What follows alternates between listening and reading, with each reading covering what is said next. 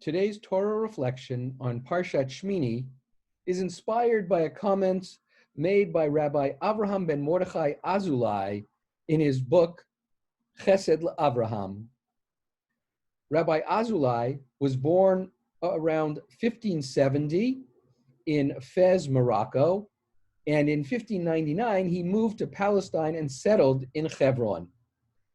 Rabbi Azulai was known as a Kabbalistic author and commentator, and that is reflected in his comment to a verse in this week's Parshat.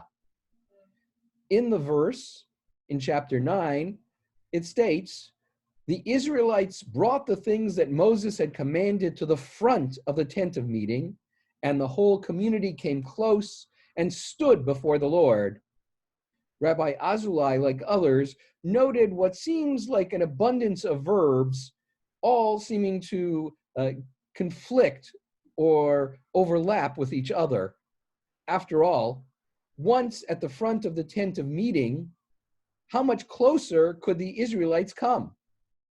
Further, why does the text feel the need to tell us that they stood before the Lord?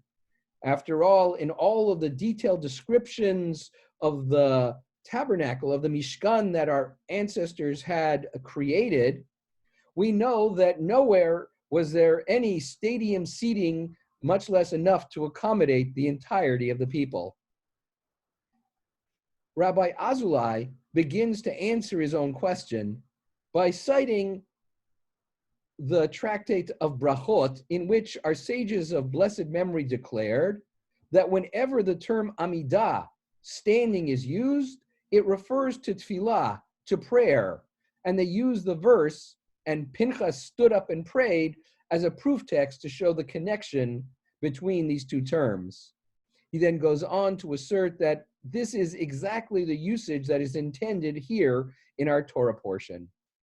To explain it, he turns to the Ari, Zichrono Livracha, Rabbi Isaac Luria, the noted and eminent Kabbalist, who drew the circle of Kabbalists together in the city of Tzvat.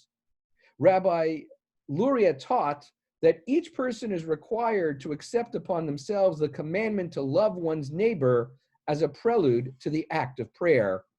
This idea, in fact, finds expression in our Sidur Sim Shalom, or the original Sim Shalom Sidur, in fact, where that verse and the idea of accepting it as a prelude to prayer is articulated just before the recitation of Birkot HaShachar.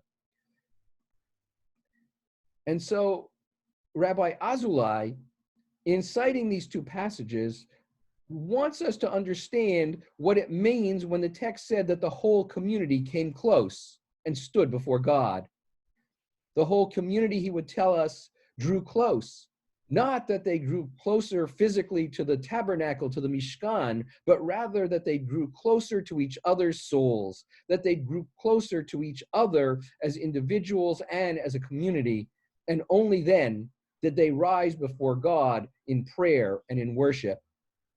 In a moment when we are being asked to distance ourselves physically, we are reminded that geography is not what is ultimately important, but that despite the distance that might separate us, we can draw closer to each other spiritually, that we can draw closer to each other's souls, and as a community, and then we can truly stand in God's presence, in prayer and in worship, and receive in return God's blessing. Shabbat Shalom.